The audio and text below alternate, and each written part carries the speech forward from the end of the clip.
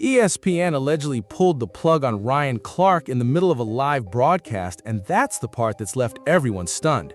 One moment he's on NFL Live pushing back against an analyst who never played a single snap in the NFL, and before the show is over, he's suddenly gone from the set. That's what has people asking whether this was just another layoff or something much bigger behind the scenes. The story gets even interesting because the person Ryan Clark challenged may have carried far more influence inside ESPN than most viewers realized. Instead of waiting until the cameras were off or handling it privately, the network reportedly made the decision while the show was still airing. That timing has fueled all kinds of reactions, with many wondering if this was simply company protocol or a message being sent. Ryan Clark has never been afraid to speak his mind, and throughout his time at ESPN, he's built a reputation for confronting people directly when he disagrees with them. Now, because of the way this unfolded, people are connecting the dots and questioning whether those on-air clashes played a role in what happened. Whether that's true or not, the circumstances surrounding his departure have become just as big a story as the departure itself. So, was this nothing more than a corporate decision, or was there more happening behind the scenes than anyone realized? Hey man, this joke's stupid. I don't want to work. I'm done. Okay, why am I here in the studio and nobody? We've got to take a closer look at what's being said about Ryan Clark because this ESPN situation has people talking everywhere. According to the story, Ryan Clark was taken off the air and later fired while appearing on live television. As most people know, Ryan Clark has been one of ESPN's regular NFL analysts. The controversy reportedly started during an on-air exchange when Clark referenced his own football resume while debating another analyst who never played professionally. That comment appeared to frustrate the other analyst, who openly questioned why Clark would bring that up during the discussion.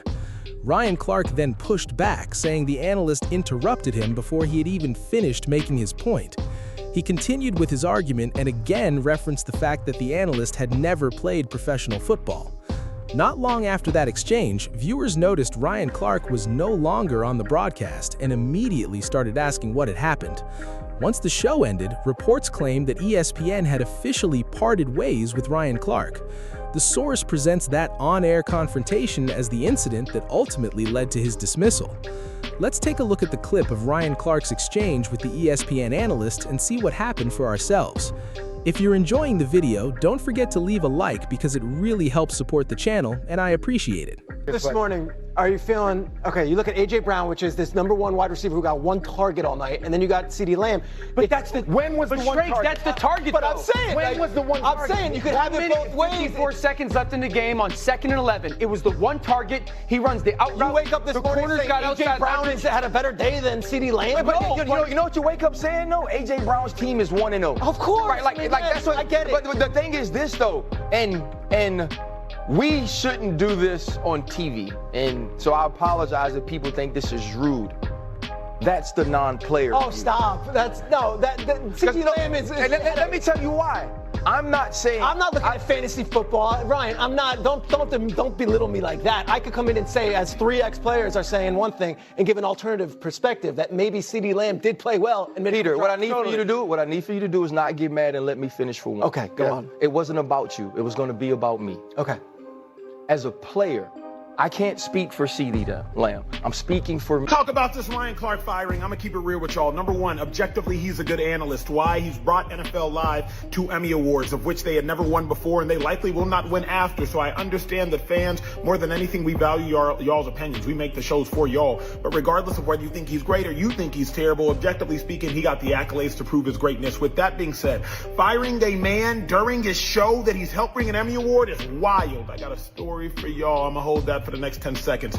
Wild. Why did they say they did it? Because they didn't want him to find out on social media. So you fire him during the show and pull him during the last 10 minutes of the segment? I digress. Story time. Last year when I got fired, if you work long enough at a job, you're gonna get fired. Last year when I got fired, they had us find out on social media. We found out on social media. More often than not, executives are cowards. Former athletes, we're used to tough information. Just tell it to us. We done been cut before, broken bones before, had surgeries before. Ryan Clark notably couldn't play a game in like Denver, Colorado because he had a disease, I think an autoimmune something. Like, bruh, we're used to tough things. Just tell us. With that being said, note for anybody that wants to get into sports television, start to create your own show so you can't be fired. Incubate yourself from being fired from an executive. Because here's the most fascinating dichotomy of everything. Once you get good, you will become so good that you become too expensive to afford. And networks can only afford so many great talent. McAfee, Stephen A. Smith, to some degree Greenberg, they're getting the big money for doing daily shows on ESPN. I'm not talking about the Sunday shows. Those game day shows, anything tethered around live events, way too much money. Everybody got money on those shows. But daily shows, if you get so good, there comes a point they can't afford you. That's the dichotomy of it all. When you look at the entire situation, it's easy to understand why so many people are questioning how ESPN handled Ryan Clark.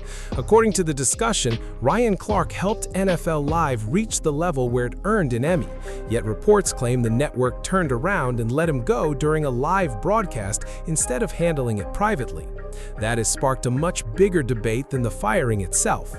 Some people are asking whether Ryan Clark was really dismissed because of what he said on the air, or if the analyst he challenged had more influence inside ESPN than anyone realized.